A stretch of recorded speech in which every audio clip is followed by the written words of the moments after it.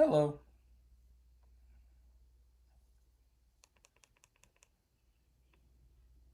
If anyone's there, I guess I literally said hello. I might have said hello before the stream. I kind of said it as I clicked.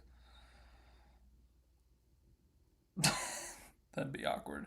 Anyways, now that we're 19 seconds in, I know I can say it. Hello, anyone that's here. I hope everyone's doing well. I hope everyone enjoyed a full weekend at Phoenix Raceway. Um, Obviously, we had the Cup Series race. We had no Riley race. No trucks for the first time this year, but the IndyCar NASCAR double header. So that was exciting.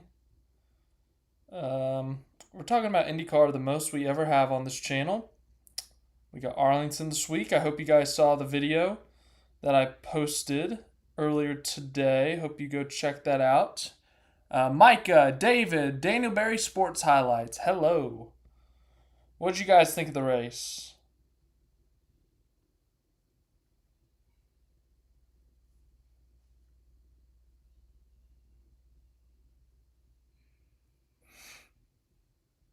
Jamie, hello. 85% is your number. 85% success rate, if we're going to call it that. Actually, that's a pretty fair number there, Jamie. I really enjoyed the race. I thought that for Phoenix standards, it was a pretty darn good race. I'm just checking one more thing. Hold on. Okay. Now I can come over here, turn the camera on. Oh, I'm at a really weird angle. I kind of turned the camera off and then left and came back. But hello. What's up, people? Yeah, honestly, 8 out of 10. Yeah, I think we're all in about that same range. 8 to 8.5 out of 10. Phoenix provided some good action yesterday. I mean, multi-lane racing. I mean, Phoenix, let's be honest. No offense to Phoenix Raceway, and, the lovers of Phoenix Raceway, but it's usually puts on a stinker. Or if not, a mid race, as the kids say.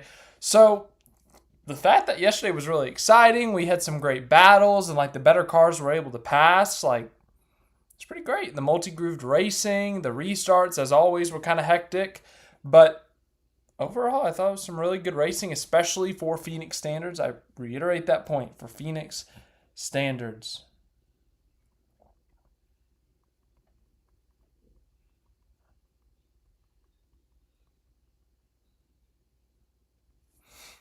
Yeah, Jamie, I think that's the question for you. What was up with Logano? Joey Logano, three-time NASCAR champion, has won what? How many races, Jamie? You should know this number. My guess is 35 Cup races. Joey Logano reverted to his old self, and he was starting some big wrecks. Remember a few years ago, 37 is the number? Okay, I'll take your word for it, Jamie. I was close. I said 35. Joey Logano had this problem a few years ago. It was honestly a long time ago. And he would wreck the field. He would throw a bad block at Talladega. He would rough someone up at the wrong time. He would rough up Truex at Martinsville after getting raced clean. He would completely obliterate Matt Kenseth at Kansas despite not needing to win that race. And it came back to haunt him sometimes, as mentioned, the whole Matt Kenseth saga. Jamie, sorry to bring up bad memories for you. But Joey Logano's really calmed down a bit, it feels like, in the last few years. He's matured. He's gotten better as a race car driver. And we haven't really seen any big moments. Every once in a while, we'll see a little tiny thing, but at the end of the day, it's nothing. Well, yesterday, he was wrecking a bunch of people. He triggered the Ross Chastain incident that took out his teammate, and then he wrecked himself out of the race when he went up and just kind of cleared AJ Allmendinger. And I do see that Jamie is pointing out the spotter issues, and yes, that could have been a factor for sure, but still, Logano did kind of cause that. So, yeah, Micah, there were a lot of tire failures. It was a little bit annoying at times. There was that one caution where 5 cars had a tire go down. It was Zilich, McDowell.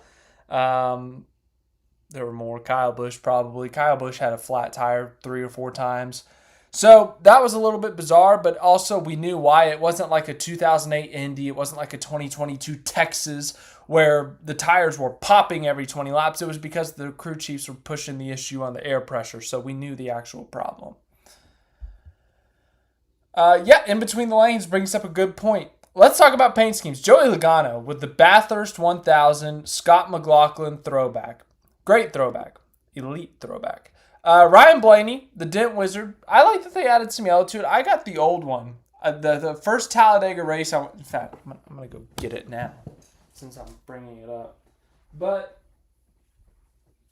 the old Dent Wizard paint scheme, it was like the basic Penske scallops. I think that's what we called them. There's a video of this on my channel already.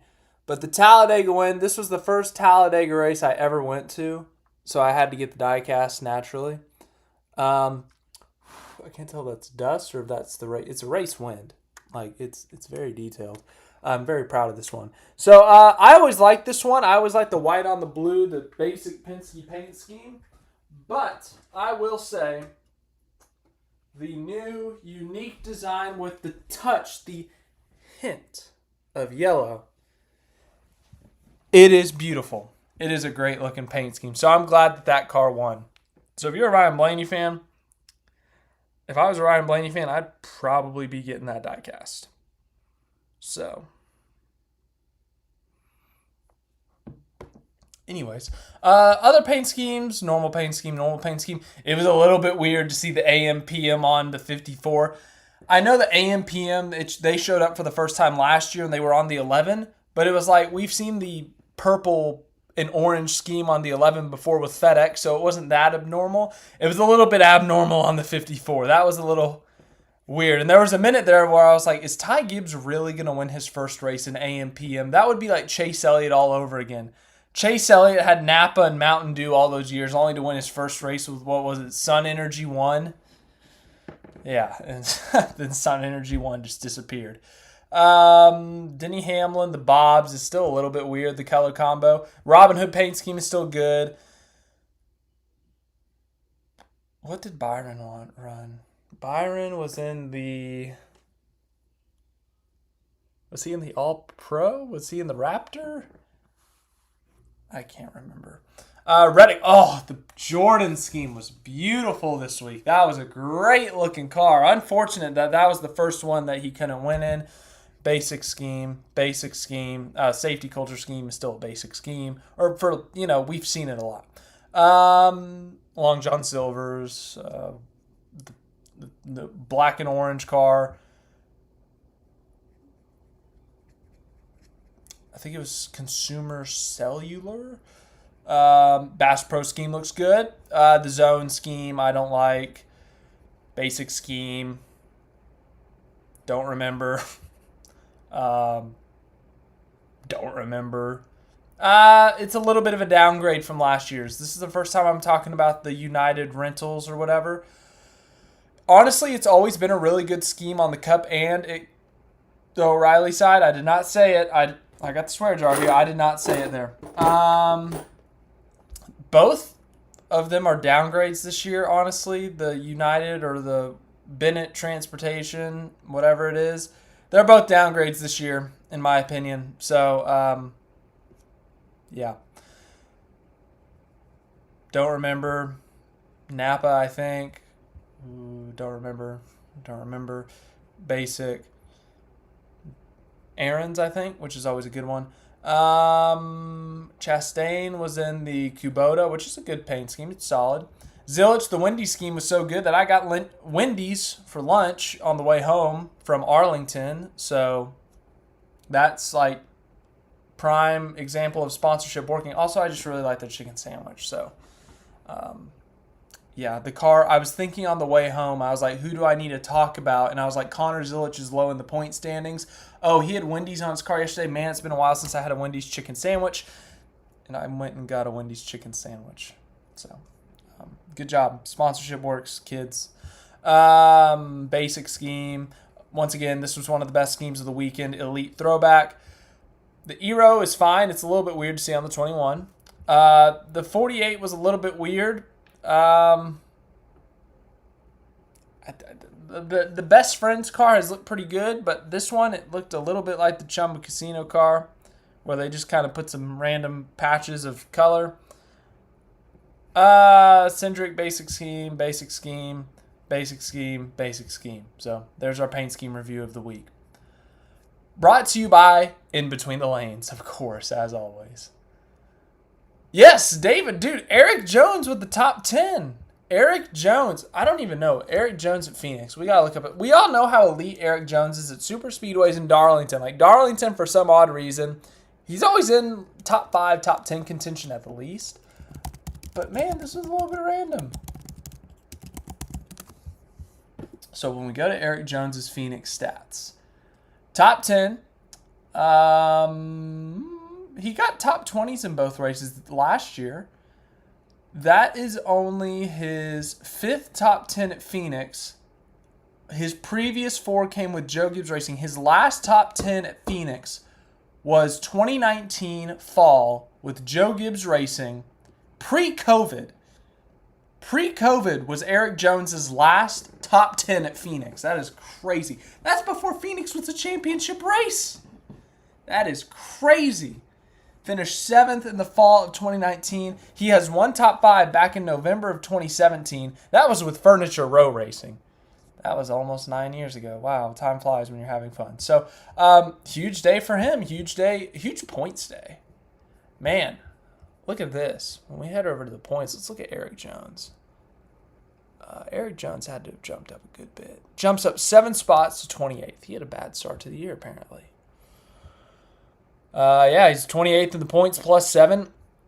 Yep, we'll see where he goes from there. But thanks for bringing that up, David. I didn't really talk about it too much yesterday, but yeah, Eric Jones, what a huge day for him. Legacy Moto Club, top 10 at Phoenix. Big, big day for them.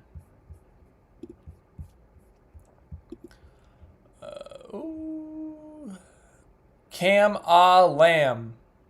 That's a clever name. Knew a Penske car would win, but I backed the 22. Yeah, I went against Penske on my Monday pick. I picked Bubba to keep the 23-11 streak alive, but on Sunday I switched it and I went Blaney, so that worked out, but I still missed the Monday pick, and that's ultimately the pick that matters. So, I mean, like the law of averages or something would tell you that Blaney, he's come so close to winning so many times there, yet he's only had one win. So averages or whatever would tell you he's due for a lot more because he keeps leading all these laps and being up front, and that's starting to even itself out. He had 0 wins at Phoenix as of 6 months ago. Well, now he has 2. So, yeah, it's starting to even out a bit for him winning. Joey Logano's got 4 or 5 wins at Phoenix. Brad's got a couple Phoenix wins, I think, with Penske. Does he? Did Brad ever win at Phoenix with Penske? Surely he did. Surely. I can't remember. Oh, well.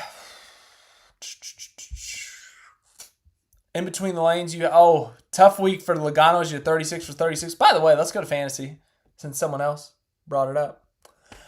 After a horrific start to the season, being dead last in the points, I have climbed myself out of the hole. Won last week at COTA. You guys are never hearing the end of that. I got to win this year. Won at COTA. Up to 23rd in the points. I will take it. Top 5 this week, by the way. Back-to-back top 5s for yours truly. But everyone, round of applause for Rumdy GP. Rumdy GP, our Phoenix winner. Good job, Rumdy GP, with the win. A 6-point win over Tyler Hernandez. By the way, that's our new points leader. Tyler, if you're here, you are the points leader. Kirk Memorial Motorsports finishes 3rd. I'm 4th. Top 5. Back-to-back top 5s. Taking it.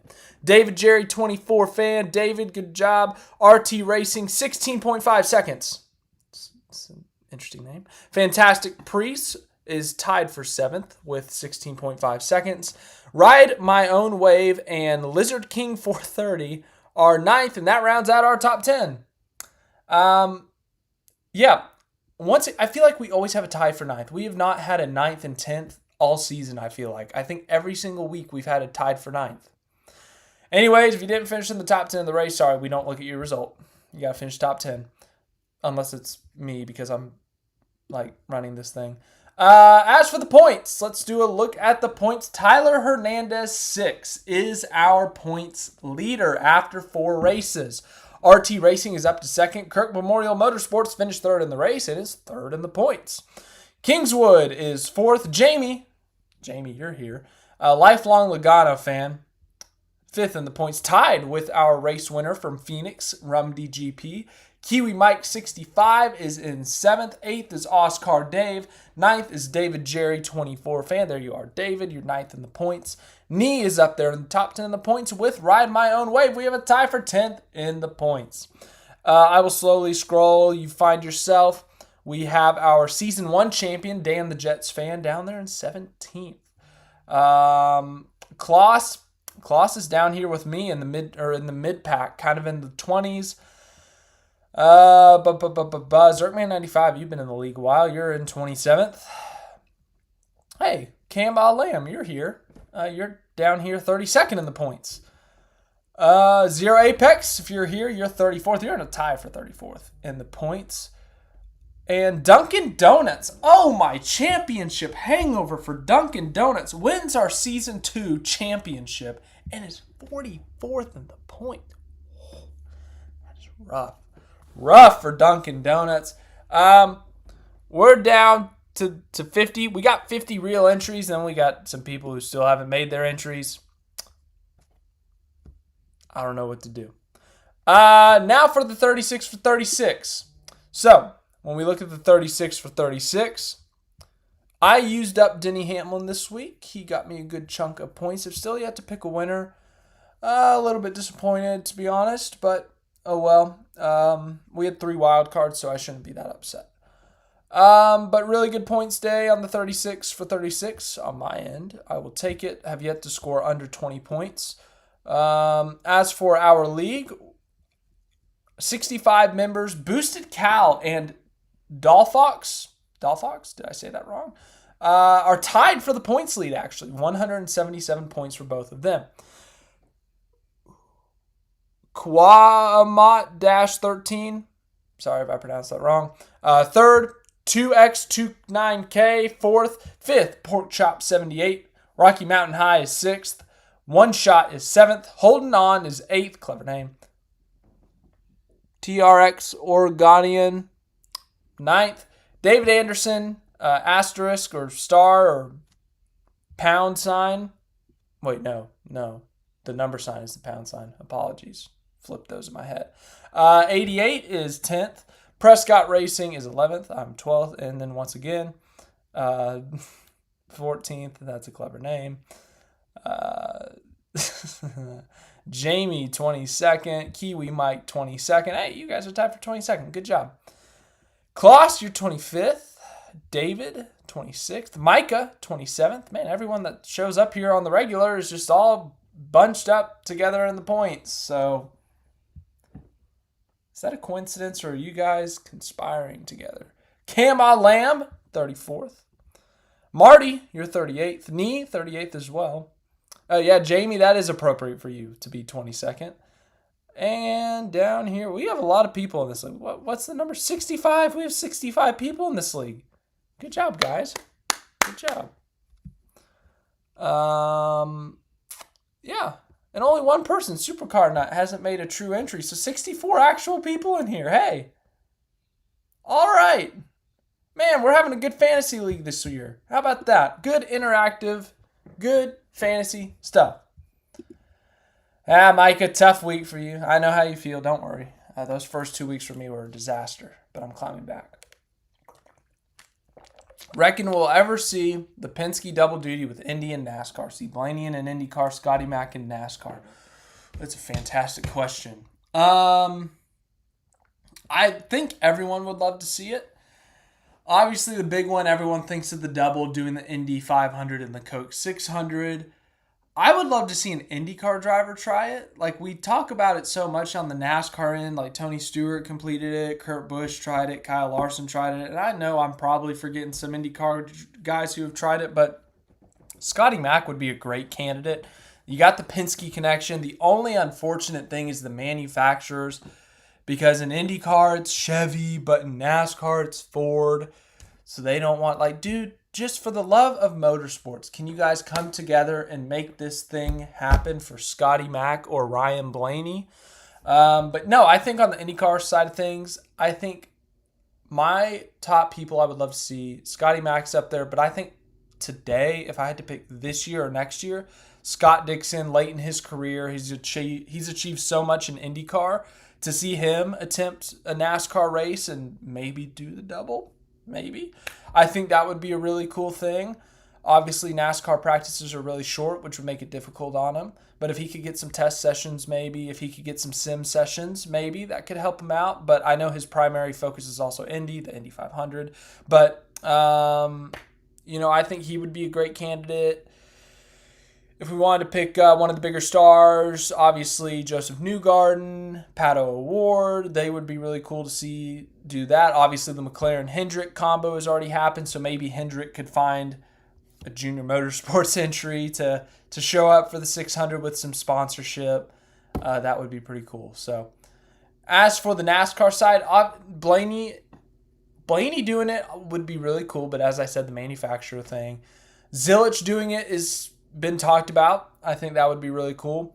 We could go down the list, but to get back to your original question, if we got rid of the double, the traditional double, and we did like 2-in-1 weekend, like if someone did both races in Phoenix, I think that would be really cool. I mean, once again, I completely forgot to mention the guy who's been obliterating IndyCar, Alex Palou. It'd be cool to see him in a Cup car, but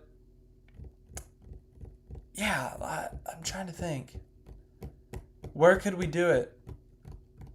On an oval, we could just do like a Phoenix or something. If IndyCar ever went back to Texas, if they ever went back to Pocono, if they ever went back to somewhere like that. And then on the road course side of things, I would say I think COTA could be an option. COTA has a ton of space. I think that would be a pretty neat option. I know IndyCar hasn't been there in like 10 plus years, so Road America, maybe if NASCAR ever went back to Road America, if NASCAR ever went to Laguna Seca, if IndyCar ever went back to Watkins Glen, maybe. Like there's a lot of options out there to do it. So, but no, honestly, like that's why I kind of made the title of this stream the way it was. But the NASCAR IndyCar crossover event's kind of fun when they do the double header or the overlap or whatever you want to call it. Like it was really fun. Saturday, like we normally have our Saturday O'Reilly race and our Sunday Cup race, but to have a completely different series there and like to have the fun with it, and for it, it's such a big motorsport. It's pretty fun. It's pretty exciting, and to see how much like both motorsports really embrace each other, to see how much the IndyCar guys love talking about NASCAR, comparing things to NASCAR. You got Joey Logano up in the IndyCar booth. To see NASCAR guys down there on pit lane during the race. And then on the flip side, on Sunday, you see Bell and Hinchcliffe in the booth. You see a bunch of IndyCar guys in the pits and stuff. So it's pretty darn cool, if you ask me, when that kind of stuff happens. And I hope it happens more. But yeah, that'd be cool if we got to see it more. So, yeah. Micah, in between the lanes, good job on the Monday picks. Obviously, the Monday picks are the most important thing. So if you get a Monday pick right, really, that's top notch. So,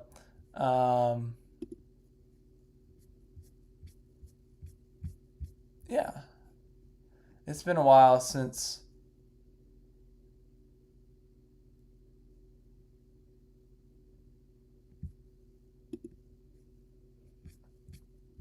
Yeah. Sorry, I got distracted here.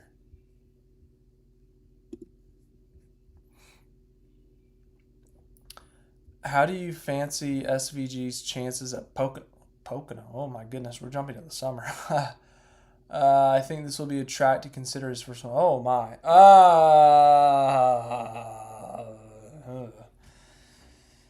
Pocono to win? No disrespect and no offense, but Dejgi, apologies for the mispronunciation. SVG to win Pocono, that's going to be a no for me. Top 10, I could see. I mean, if he's improving as rapidly as he is so far this season, are we glitching out here? Oh, that's something else. Am I glitching out? Is everything working? This looks normal, that looks normal, but that's not normal. I got 3 screens pulled up to make sure this is proper. It looks normal. Anyways, I'll keep rambling here. No. I right now, top oval, I would pick SVG to get his first win at. I would say Atlanta, number one, by like a long shot. Uh, Maybe a short track like a Martinsville or Brony 24 Ever brought up New Hampshire. I mean, how well he was running at New Hampshire last fall. If he improves this year, if Trackhouse gives him good equipment, maybe a wild card short track like a New Hampshire, like a Richmond, maybe. I know that he's run really well at the mile and a halves. If it starts glitching out, please inform me so I can try to fix it. I can see it's trying to glitch out over here. So if it starts glitching out, let me know and I'll do what I can to fix it. But back to the point, SVG's first oval win. I think Atlanta is the place he has always been good at in O'Reilly and Cup. The short tracks, he's had some really big races on. The mile and a halves, he's made the most progress, I would argue, from his first couple of starts in 2024 to last year getting his first oval top 10, getting a couple of top 15s, top 20s in his first starts at like Texas, Kansas, and whatever. So, but the thing with the mile and a halves is it's so hard to win the mile and a halves because the big teams just dominate. I know Barry won Vegas. We're coming up on the 1-year anniversary of Josh Berry winning Vegas. That's an affiliate car to a big team. But when we look at Vegas, Kansas, Texas, Charlotte, if we go through those previous winners, Vegas fall, Denny Hamlin, Joe Gibbs. When we go to Texas last year, Joey Logano, Penske. When we go to the Coke 600, okay, that was a wild card. Ross Chastain, Trackhouse. I'll admit.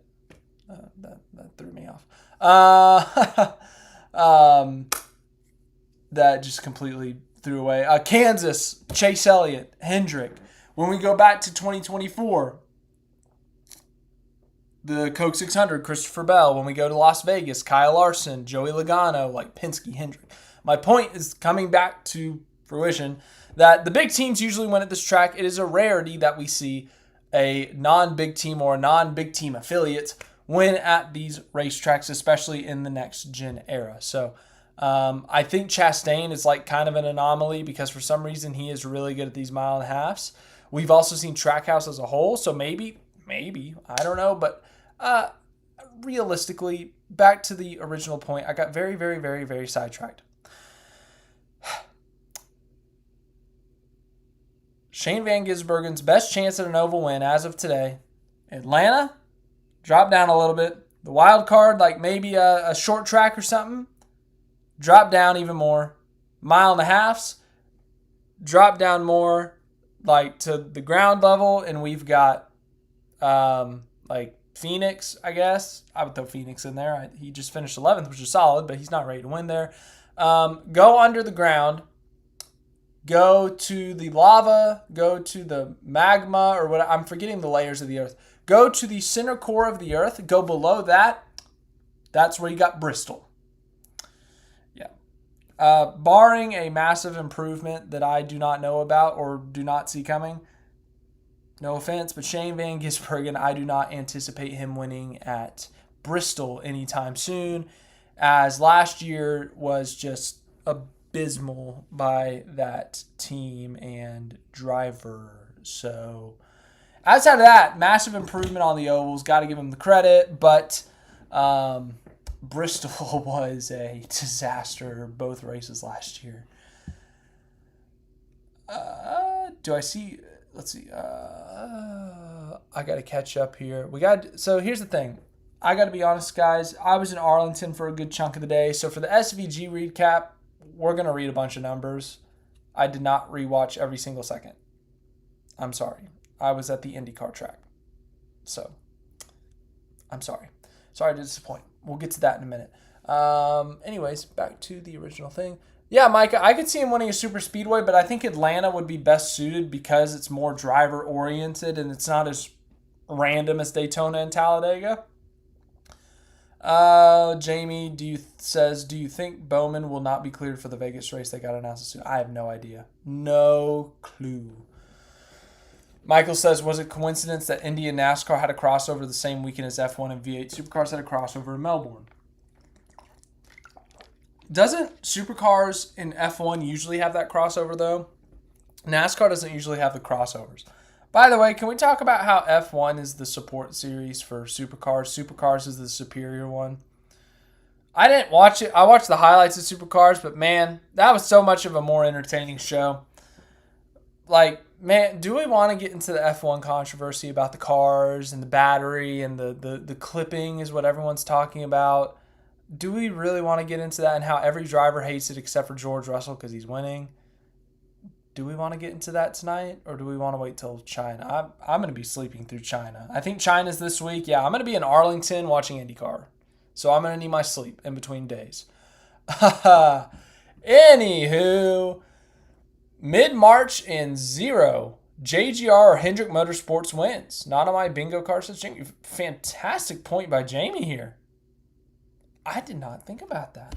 Penske's won. That's one of the big threes. But then outside of that, only 23-11, which is a JGR kind of a satellite team. So that's ironic. Very good point, Jamie. Very good point. I did not have that on my bingo card either, unless if you told me that the super speedways got very super speedway-y, a.k.a. whack, and then, there's a road course, so I could have guessed SVG, maybe. But if you told me that Tyler Reddick won all three, I think I would have been a little shook.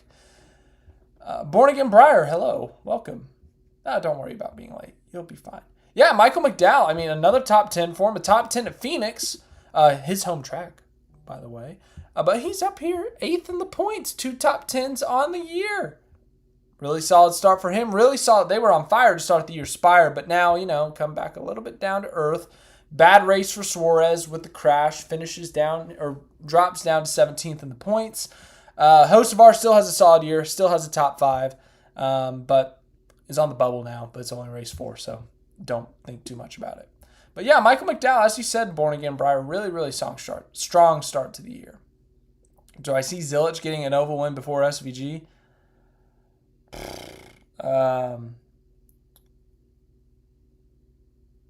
That's a complicated question, because you got to tell me when someone's winning.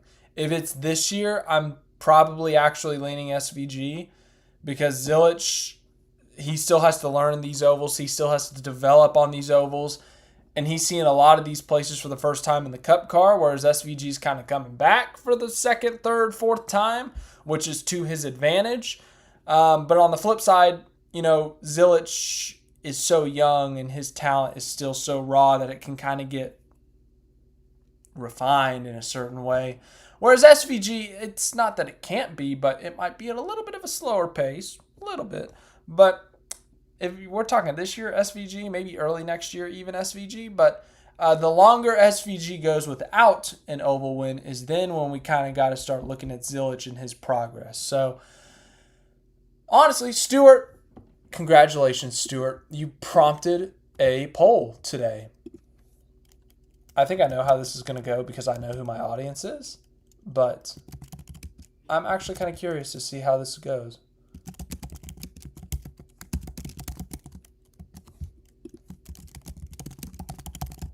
Oops.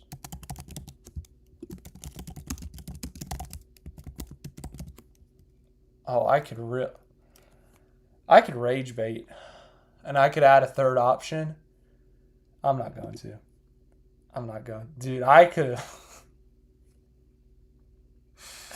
I could have. Oh, boy, that would have been interesting. I'm feeling nice today. As expected, Shane Van Gisbergen is taking the lead on this poll. Hocevar looked like the fastest Chevy yesterday. Okay, yeah, that's something I didn't really talk about in the race recap, so thank you for bringing that up. Yeah, Jamie, that's what I was going to add as the third option. That's what I was going to do. Back to Micah's point. I meant to talk about this in the video, but that's why we do the Monday after, is that we do it because I forget things. So, anyways, I'm all over the place. Chevy, in terms of the win yesterday, was kind of irrelevant, right? I mean, when we come to the laps led, How many laps did Chevy lead yesterday? Byron led one. I don't even remember him leading a lap. It must have been during a pit cycle. Was that the only Chevy to lead a lap? Oh my goodness. Chevy only led one lap yesterday. I knew they were irrelevant in terms of the win. I didn't realize they were that irrelevant in terms of the win. Oh my goodness. Now, Kyle Larson ends up finishing third, but Toyota and Ford just dominated this race. When you look at the breakdown of the laps led, you would not be shocked of who the drivers were. But if you look at the top 10 throughout the race, that's where I think it would shock you. Ty Gibbs was up there for the majority of the end of the race. Bubba Wallace got up there at the end of the race. Tyler Reddick was in the top 10 the entire day. Eric Jones ends up in the top 10. Chevy, in terms of the win, and even kind of the top 10, pretty irrelevant. I know Larson and Byron, two Hendrick guys, are up there, but those two guys are expected. Next best guy, Michael McDowell. Next best guy, Shane Van Gisbergen. Where is Ross Chastain? Where is Chase Elliott? Alex Bowman, obviously. He's got his incident. RCR, what are you doing? Even Hocevar finishes down here in 20th. So a very, very off day for Chevy. Obviously, Phoenix is not the finale anymore, so in terms of how impactful this is, I don't think they're going to be panicking as much as they would have been a year ago at this time, but it is still a race in the chase, and it's still a race late in the chase, so I think they still have a lot of work to do, but that's been the story of Phoenix and the next-gen car for Chevy. They've always been a step behind Ford, always been a step behind Toyota at this racetrack. I mean, I'm trying to think. I think Byron won here in the spring of 2023. I'm trying to think of other Phoenix winners by Chevy. Larson hasn't won at Phoenix in the next gen. Elliott hasn't won at Phoenix in the next gen. Bowman hasn't won.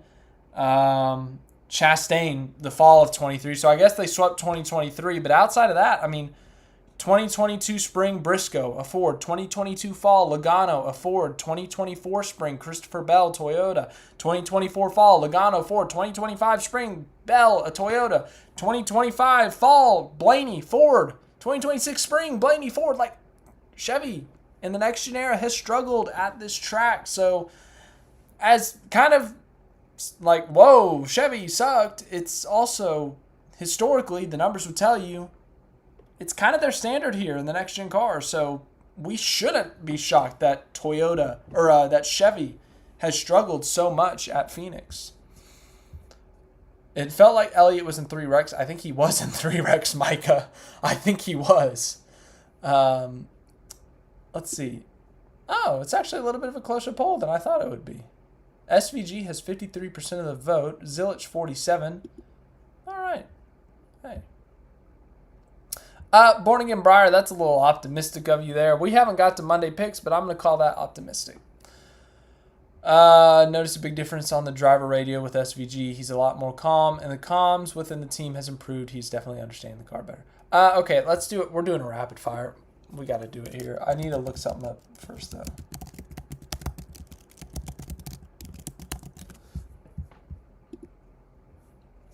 No. I didn't want the O'Reilly results. Goodness. This silly race. We got to get to the O'Reilly part. Auto parts. Oh, you got to be kidding me. No.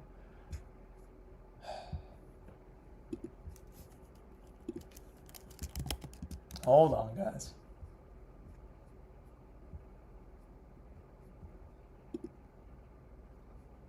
Here we go.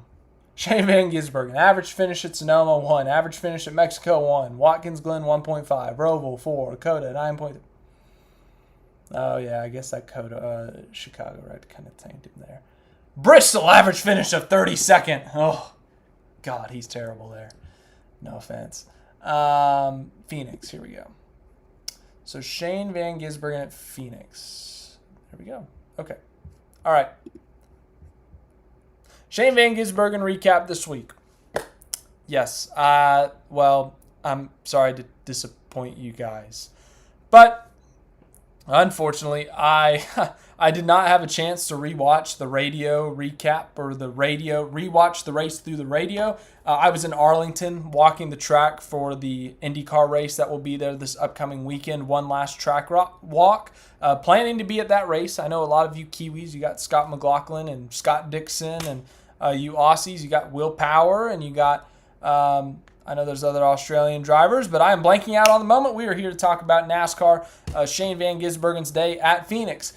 Man, oh man, he got oh so close to another top 10, and man, oh man, he almost did it in another weird way. Remember, Kansas, last year, penalized before the race, had to come down, do a stop-and-go penalty, went 2 laps down, had to overcome that deficit to finish in the top 10. Atlanta, just a couple of weeks ago, spun out 2 times, scored a stage point while driving backwards because he was spun out, and he got his second career top 10. Well, he was looking like he was going to do that again. Spins out twice in this race. The first time, I think he had a tire go down. If I remember correctly, the first one, he had a tire go down, and then his car stopped on pit road, and I was actually listening to the radio at this time, and then he struggled to get the car refired. If I can find the quote here, I tweeted it. Do not worry. Yes, I did tweet it. It's on the Engine Protect page. What do I do? That's what Shane Van Gisbergen said. He was then told to recycle the power. He said he tried to do it 3 times, but it kept taking him back to this Engine Protect page. So something in the car, there are so many electronics in these cars, and they go and talk to a computer or they talk to itself. And for some reason, the engine just did not want to refire. Something in there was freaking out and hitting the panic button. But eventually, he got the car restarted. I think he went a lap down for a good chunk of whenever this was, stage 1, stage 2. I want to say stage 2. But they were able to recover, get back into the top 15, and then he spun again. He got a little bit loose, started to lose the car, and as he started to lose the car, Austin Dillon just kind of finished him off. It wasn't intentional or anything. It's just that when the car in front of you starts spinning mid-corner and you're in the middle of braking, there's really not much you can do, and Austin Dillon just kind of was like, well, oops, my bad. So SVG kind of lost it, kind of started spinning out, and then got finished off by Austin Dillon. But that was not the end of his day. Despite spinning out 2 times, he comes back to finish 11th at Phoenix Raceway. And this is what we're going to do for the SVG recap today. I'm going to throw some numbers in your face. Shane Van Gisbergen at Phoenix Raceway. Remember, he scored a top 10 in his first O'Reilly start back in 2024, and I think he finished 12th in the second one, so decent results there, right? Well, his Cup results have not been as pretty. Qualified 29th last spring, 31st in the fall. Poor qualifying efforts. But this past weekend, he qualified 18th. That is a huge improvement. That's 11 spots better than his previous best start. Well, what about the finishes? He crashed out in his first Phoenix race. Can't really remember what happened before that, but he crashed, 31st place. And then last fall, he was running in that race. He finished that race, if I remember correctly. It was kind of a rough day, but finished 24th. And I think that was a pretty much incident-free day, if I remember correctly. Well, yesterday was an incident-filled day, once again, with a couple of spins, and he finished 11th. Massive improvement in terms of his oval stuff. We've talked about needing to take that big step forward. And we also talked about, or if you guys remember in the preseason, we talked about Shane Van Gisbergen. They could not have a repeat of last spring where their best finish was 20th in the first quarter of the season on an oval. Well, already he has a 6th and an 11th. I guess I should go to the finishing result. And so as a result, those strong finishes on the ovals, along with the road course runner-up and stage points, has reflected on the point sheet. Shane Van Gisbergen remains 5th in the points. Now, obviously, they can't fall off a cliff and they can't go on a 9-week stretch finishing 20th or worse, but they have started this year off much better than they did last year. It's a promising start for the 97 team. So that's a kind of Phoenix recap / number look at / point standing of Shane Van Gisbergen. We are 1/9 through 2026. Okay, back to the stream. As I said, that was going to be quick. Let's see here. Oh, dang it. Sorry, I just saw a notification on something else.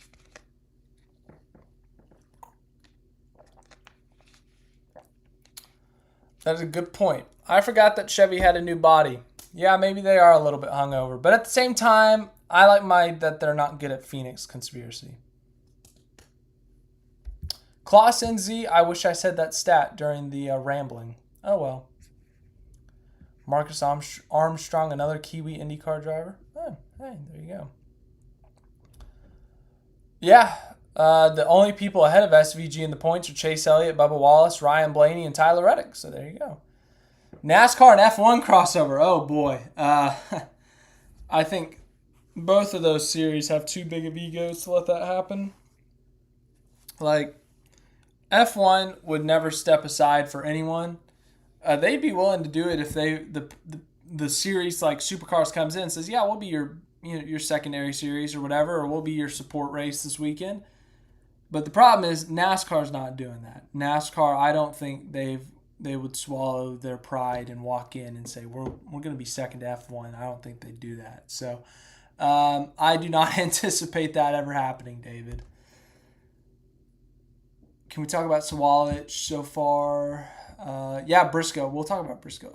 When we come over to the O'Reilly standings, we still haven't talked about the O'Reilly race. Justin Allgaier won. Jesse Love led a bunch of laps. Allgaier won.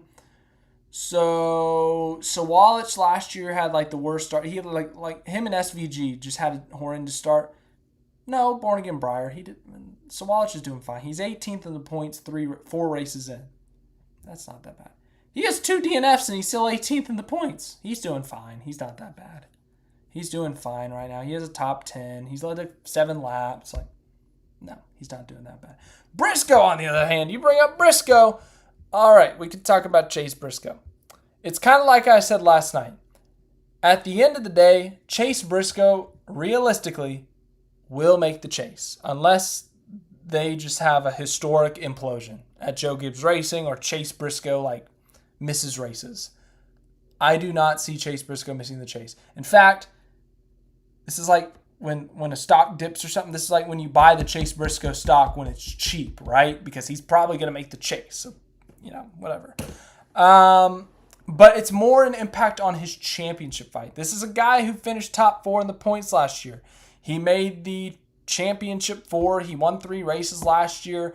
Was top 5 in the points at the end of the regular season, I want to say, or was getting close to it. And if it was a full season, if it was the chase, like, he would have been up there, right? Well, with the way this thing is formatted, with the bonus points that come with finishing higher in the regular season standings, this abysmal start could ultimately impact Chase Briscoe's chance at a championship.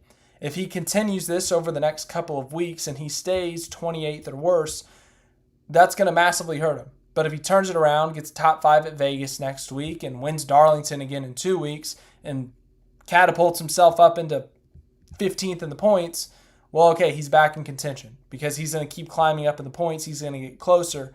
And if he can get up to 5th by the end of the regular season, that's a lot more bonus points than if he screws around for the next few weeks, makes the chase solidly, but is like 11th. That's a big points difference. So, yeah. We'll get to Monday picks here in a minute. We haven't looked at the entry list yet, but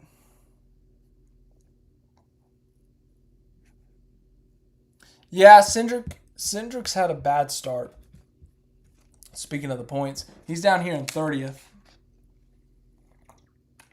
Now, he led some laps on the super speedways. He did. And he had a really good day yesterday before he got wrecked by his teammate. But Cindric was having a good day yesterday. He wasn't at the level of his teammates, Logano and Blaney, but that's usually the case if we're being honest. But he was having a solid top 10 day. And when you're trying to make the chase, a solid top 10 day is what you're looking for the majority of the time. Every once in a while, you're going to capitalize and you're going to have a really good day, a top 5, or honestly, in Cindric's case, he's going to have an opportunity to win. Now, we know how good he is at the super speedways. We still have Talladega, Atlanta, and Daytona to go. He could very well win any one of those 3. But there's also some other races that Team Penske, that Austin Cindric's very good at. And honestly, if you remember last year, Austin Cindric had some really good mile-and-a-half races. He won some stages at Texas, at Vegas, had some good results at some of those mile-and-a-half. So Cindric, I don't think we can write him off yet. I don't think it's the same thing as Briscoe because realistically, I don't think Cindric's in that championship fight, but to make the chase, he's still in it, but he cannot afford more bad races.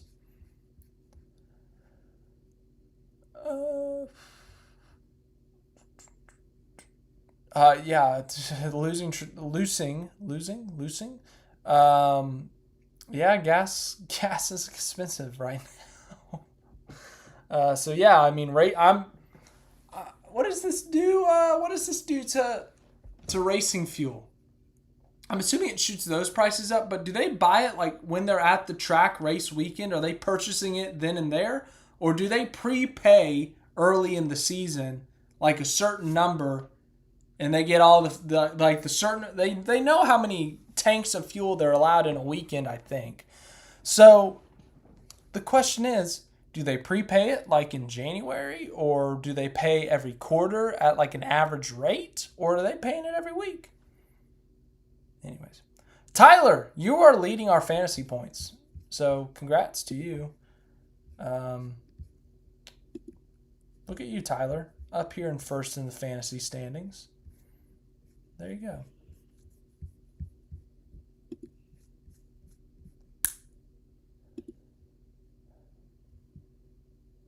Yeah, Bronny 24 ever kind of makes a good point there.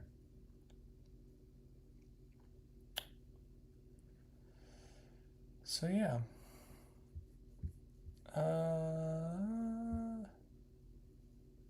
Yeah.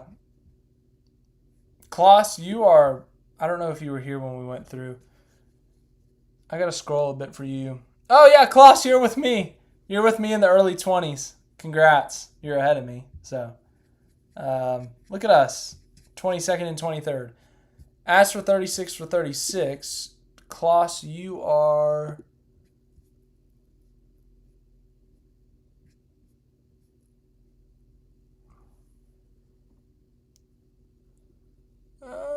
Did I miss you already?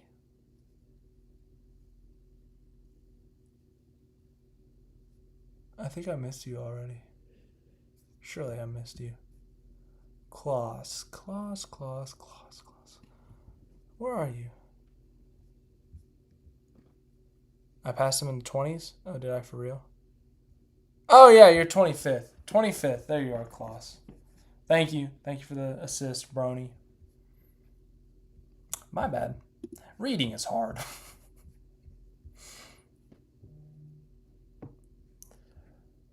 Any thoughts on the scrappy pit stops Blaney had? Yeah, they can't afford those, but yesterday they could apparently.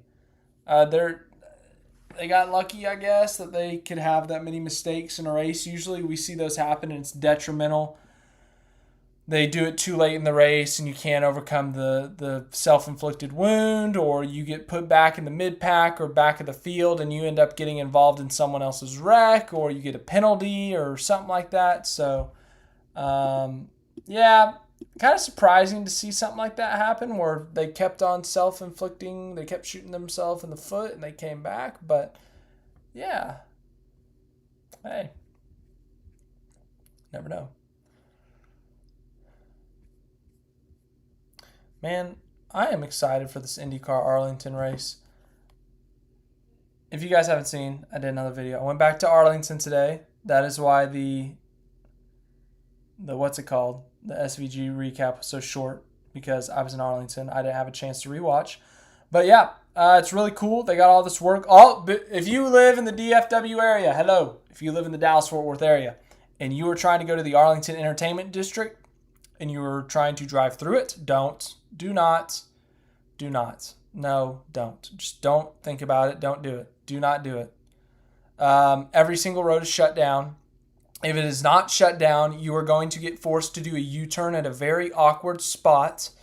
There are people running around in the street. Now, most of them are construction and employees, so that's expected. There's construction equipment everywhere. There are fences everywhere. Just don't do it. Just don't drive to the Arlington Entertainment District right now. Just not a good time. Park far away. Like, there's a Walmart before the race weekend. When you get to the race weekend, I'm sure that Walmart's going to be charging for parking. By the way, parking tickets for this thing nearly gave me a heart attack. I blame Jerry Jones. Anyways, we don't need to get into that. Anywho, back to the previous point. If you are like trying to go see the track before the race weekend, there's a Walmart on Randall Mill. I would recommend going there. You can get in through the back way, and you literally like show up on the track. And if you just want to do a lap, you can kind of do a lap. You can't get to the stadium area at AT&T Stadium where turns 5 through 8 are because they're doing a bunch of construction there. But you can walk around from like turn 9 to turn 10. You can kind of meander through turn 11, turns 12. But then the sidewalk gets closed on the north side, closest to the stadium, on turns 13 and 14. So you got to shift over to the south side, and you're kind of further away, but you're still like on the track, which is kind of cool. The pit lane area is blocked off, but like behind the grandstand, it wasn't officially blocked off. So I walked back there, but it might be blocked off by tomorrow. I don't know. It was a big open space, and it didn't say anything about it being closed. So I walked through and got some footage for us.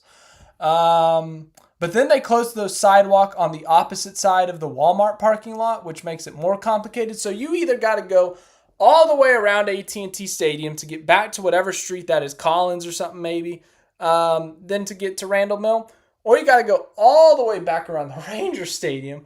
Or if you're a little bit more risky than I am, you can just cut through the construction, go through some walls, and go to the other side of the street. So that's current status of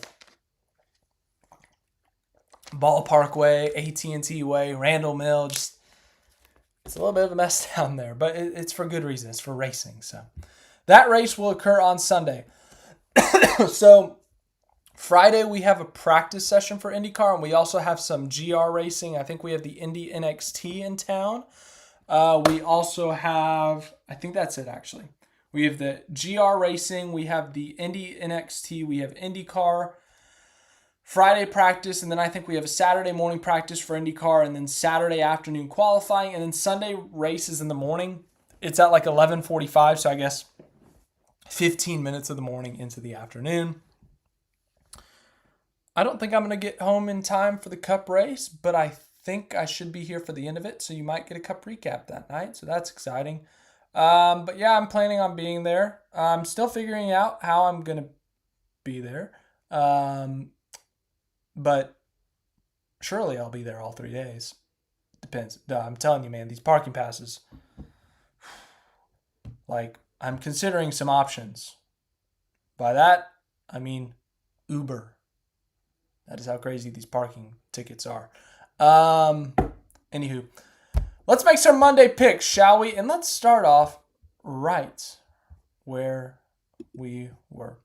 IndyCar. So, Josef Newgarden just won at Phoenix, but the inaugural Arlington race. I wore my Texas Rangers hat tonight for this Monday pick. The Rangers, the 2023 World Series champion, they will be driving around their stadium, as well as a football stadium, where the Big 12 championship game is hosted.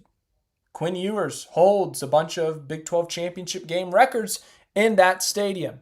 Nothing else significant in that stadium. Let's make some Monday picks. Who is going to win the first ever, the inaugural Arlington Grand Prix of Arlington?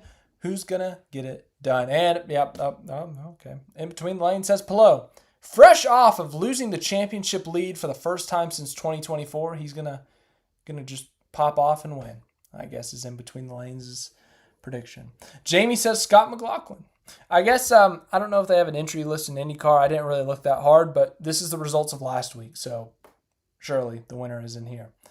Brony24 ever says Kyle Kirkwood. Anyone else? IndyCar? Arlington? I'm excited. Are you excited? I'm very excited. This is technically my home IndyCar track now, so obviously we've been keeping a lot of progress or updates on the progress, however we want to state it, over here on the channel. So Mike is going to go with McLaughlin. Tyler Hernandez is going to go with Scott Dixon. So we got a variety of picks here. We got a couple of McLaughlins. We got a Pelot. We got a Kirkwood. We got Dixon. Jamie's going to go with McLaughlin as well. Of course, Jamie going with Team Penske. Anyone else? Monday picks. IndyCar at Arlington. Around the Ranger Stadium and the AT&T Stadium. Globe Life Field is the legal name of the Ranger Stadium. And don't forget about the old ballpark. The old Texas Ranger Stadium is also going to be right there. Don't forget about that. And Six Flags, you can kind of see. There will be a camera angle with Six Flags in it, I'm sure. Man, that'd be so cool if Six Flags was open and you get on top of the Titan. The Titan is like the roller coaster that's the closest to the track. It's still a decent far away, but you get really high up there. And if you could like see the race going on right before you drop on a roller coaster, that'd be honestly so cool. That'd be really, really cool. Man, if that park is open on Sunday, I have an idea. And it might sacrifice my phone. Okay, anyways. All right, we're closing off Monday picks for Arlington. I am going to go with... I picked Palou last week and he ended up wrecking. So I could just go with him again and he's probably going to win. Or I could go... I think Pato O'Ward wins one of the inaugural street races. But I think the other one would be funnier. So David's picking Scott Dixon. David, you inspired me. I'm going to go with Scott Dixon. Scott Dixon wins the inaugural IndyCar Arlington Grand Prix. Let's go to O'Reilly, the NASCAR O'Reilly Auto Parts Series. By the way, Justin Allgaier won last week. We didn't really talk about that a lot, unfortunately. But Vegas, Las Vegas, it's going to be a hot one in Vegas this weekend. I looked it up. First Vegas spring race I won't be at since 2021, and boy, am I excited to not be there, respectfully. It's hit 90 degrees in Vegas this weekend. I hate the heat. I love the cold. It once snowed at the Vegas Spring O'Reilly race. I did not say it. We have not made any entries into the curse jar this week. So, kind of excited to not be sitting in 90-degree heat. Anyways, we have a lot of notable entries. In the number 0 car for SS Greenlight Racing, it's going to be Cole Custer, a former O'Reilly champion. We got another. I guess he did not win it, so this is a little bit awkward. But Connor Zilich will be in the number 1 JRM car. Chandler Smith is going to be in the 5. Carson Kvapil still in a JRM car, but it's going to be the number 9 this week. Chase Briscoe is going to be in the number 19 Joe Gibbs Racing car. That's kind of exciting. We've got a lot of big names. At the young age of 126, is going to be in the 30 car. At the ripe young age of 126 in the 35 car. Daniel Dye is going to be in the 52. Joey Gase in the 55. Kyle Larson is in the 80. Are you for real? Kyle Larson's in this race? Oh, man. If Kyle Larson's in this race, this is going to be a blowout. I did not know that Kyle... Hold on. I got to confirm this.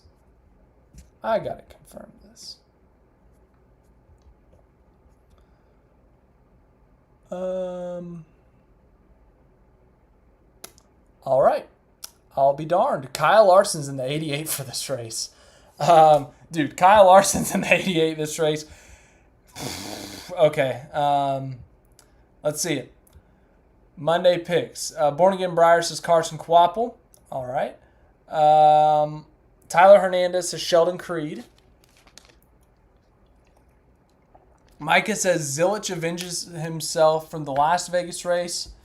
Jamie says Larson. In between the lines says Briscoe sweep. So not only Briscoe to win the O'Reilly race, but Briscoe to sweep the weekend. All right. Anyone else? Any other playoff? Monday picks. Keytar says Ellis. That's random. Yeah, man. Kyle Larson's in the O'Reilly field on 1.5 miles. Yeah, Kyle Larson. This is back-to-back weeks of me picking the 88, picking Kyle Larson.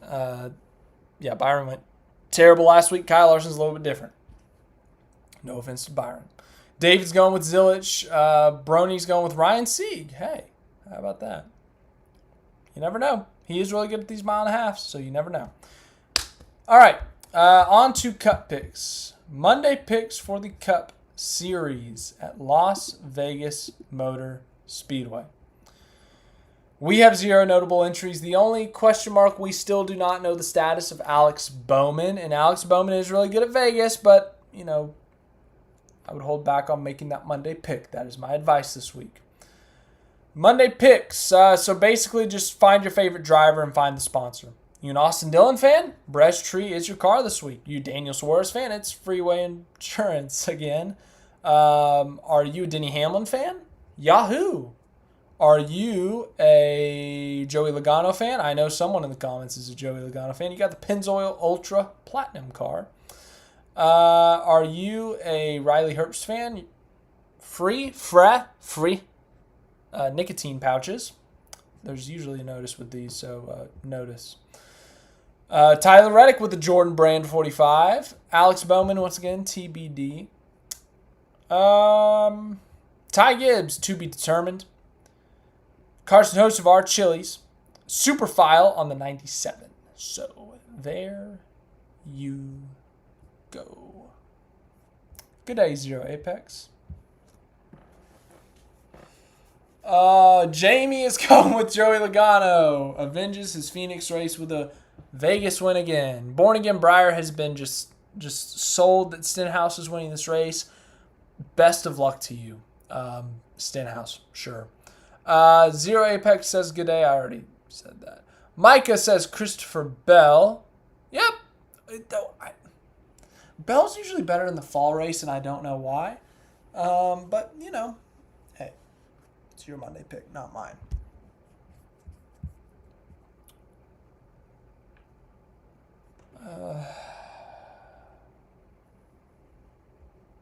I think he's fine, Jamie. He's got that monster support.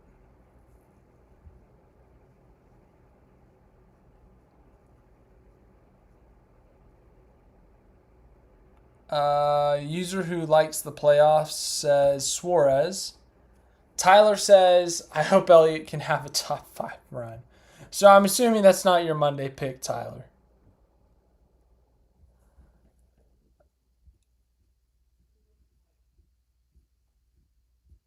I'm trying to think. I could have sworn I had a Monday pick earlier this week or earlier this weekend, but I'm kind of blanking here. Tyler says Hocevar. Okay, Hocevar it is. Remember Josh Berry won this race last year. That was wild.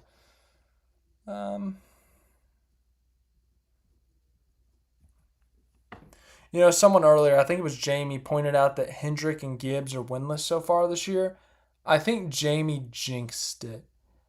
It's going to be a Gibbs or a Hendrick driver. It's not going to be Elliott. He's not really good at Vegas. 48, we don't even know who's going to be driving it, so that's out of the question. Honestly, all 4 Gibbs guys could win it. Ty Gibbs has had some really good races here. Bell's obviously come close to winning. Denny Hamlin's the most recent winner. Briscoe's had some really good races here. Larson, obviously, is a multi-time winner. Let's go with Larson. I said convincingly. Kyle Larson to win at Las Vegas for the 4th time. He wins a lot here. I'm going to go boring. I'm going to go Kyle Larson to win. Zero Apex agrees, and Zero Apex has contributed to the haircut fund. Zero Apex, tomorrow is the day. Tomorrow, I was going to do it today, but then I had to go to Arlington. And I didn't want to go get my haircut while I was all sweaty and smelly. So, the haircut's happening tomorrow, and it's all thanks to Zero Apex. So Zero Apex, thank you for the contribution to the haircut fund. Click the little heart thingy and the like thingy. Stewart says Hamlin. David says William Byron. Tyler, hey man, if you called Barry last year, that's crazy. Nobody saw Barry winning that race. So, anyways, that's the Monday picks. So, yeah. So the plan this week, figure out what I'm doing for IndyCar. I plan on being there for sure Friday, for sure Sunday. Saturday, pretty sure I'm going to be there. It's just I don't really know my schedule yet. So I'm excited to be there. I'm excited to be at IndyCar. As for what that means for NASCAR, I really don't know. Thankfully, it's the West Coast swing, so the race starts a little bit later. If I had to guess, I'm going to miss the first part of the Cup race. if the O'Reilly... Oh, the Cup race is at 3? So that means like 3:30 start time. There's a slight possibility I'm able to see the whole Cup race. Or at least, miss the first stage at most, maybe? Depending on how IndyCar goes. Okay, I might not miss as much Cup as I thought. As for O'Reilly's a night race. Or night-ish race. It's a 4:30 local start. I'm going to miss more of that because IndyCar qualifying is late. IndyCar qualifying is at like 3. I might miss a little bit more of the O'Reilly race. I might have to record that. Yeah, so NASCAR just kind of, it's up in the air on what I'm doing this weekend. But as for everything else, IndyCar, I'm planning on being there. So expect a bunch of videos from the track. I'm really looking forward to that. So that'll be my first IndyCar race too. So I'm really, really excited. We did not make a single contribution to the swear jar this week. Did not make a single contribution. I never said it once. Never said the X word. Very proud of myself. I am improving my dirty mouth of saying that horrific, forbidden word that shall never be said again. Whoa. Sorry. This thing like reflects and stuff. Tyler, you're funny. You're really funny. Really, really funny. Born Again Briar, you're funny too. Born Again Briar, you can add that to your own swear jar. I will not be contributing to this thing more than it needs to be. I think we're at like $1.75 or something. And we made 0 contributions so far. Jamie, very, very, very funny. I got to end the stream before I end up making a contribution. But thank you guys for being here. I hope you guys enjoyed the stream. As always, I had a good time. Next week, we'll be back for the Monday after Vegas. And then we'll talk about everything that happened at IndyCar, everything that happened at Vegas. We'll make our Monday picks for Darlington. That's weird that Darlington is right after Vegas. It's kind of abnormal, honestly. But